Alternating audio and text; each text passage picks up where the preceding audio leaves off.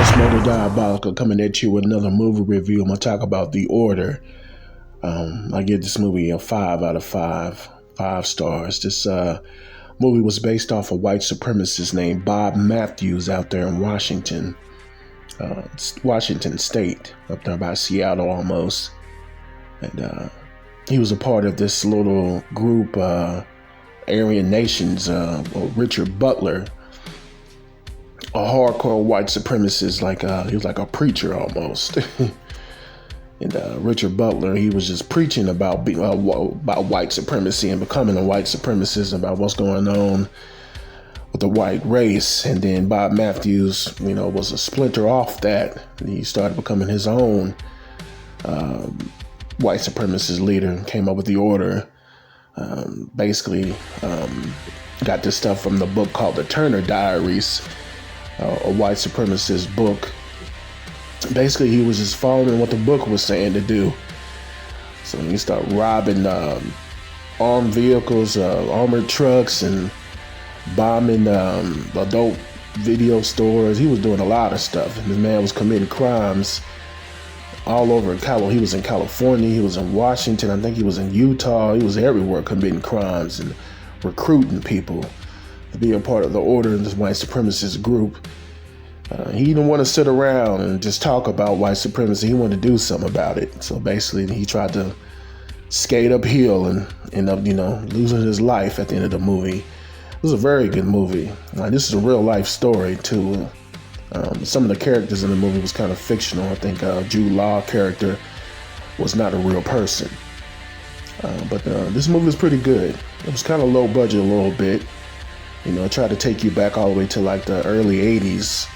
It was a lot of people dressed in different type of clothes, and the scenery was good. They was basically poor up there in Washington, in the boondocks of Washington. They was poor up there, man. You could see it was a lot of poverty and white trash going on up there. So they didn't have nothing else better to do.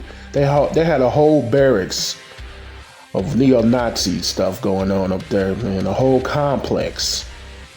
And the United States government just let these people just go ahead and have a whole little complex where they can just spew anti-black racism and white supremacy. I'm like, the government is trash, man. Even though the FBI went after this dude, they let all these white supremacist groups just fester and come out of nowhere. All these militia groups let these people do what the hell they wanted to, go out there and start training and shooting, dummies and shooting things out there in the country. They let these people do whatever the fuck they wanted to. Oh man, this movie really kind of made me mad, really kind of pissed me off, because the government let these people just do whatever the hell they want to do. It's free speech and all that other stuff, but later some black people start a militia group, and they'll be all on that militia group. They be trying to send people to infiltrate it and all kind of stuff, like they did the Black Panthers, but they let these white supremacists do what the hell they want to do. That's what kind of ticked me off about the movie. The FBI came after him because he started robbing banks and all across, state lines and stuff like that. If he didn't start robbing nothing, and I think he killed one of the guys that he was in their little group and buried him out there and somewhere in Washington.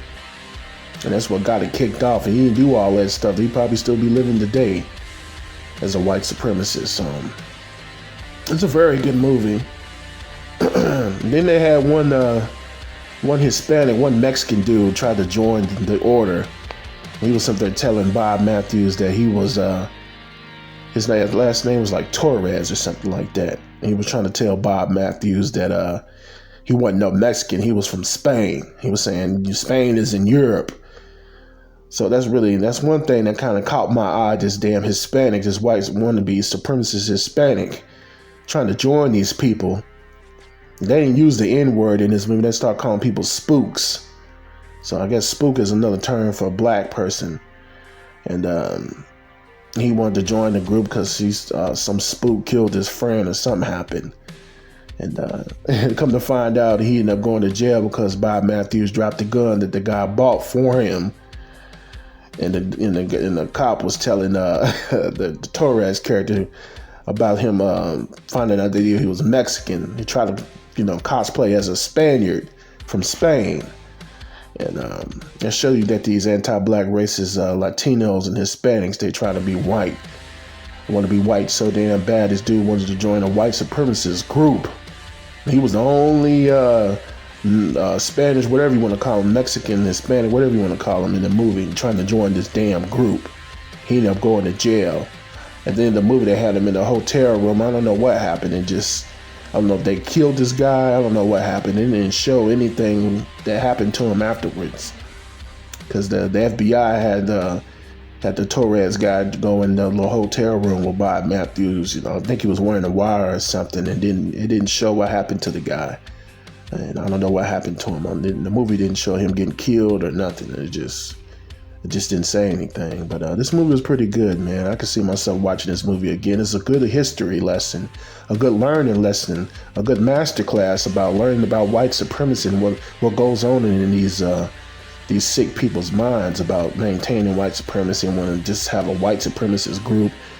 It was outrageous, man. The things that these white people be doing out here.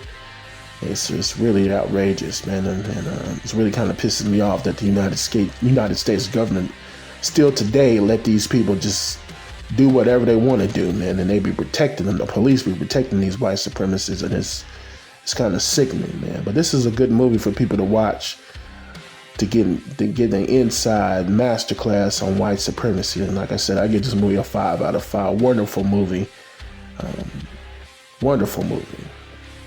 Like I said, it was low budget or whatever, but it just show you, gets you real in depth with these white supremacists and how they think, man. So I was watching this movie and I was watching it really hard and writing stuff down and, you know what I'm saying, just learning a lot, because I already knew about white supremacy.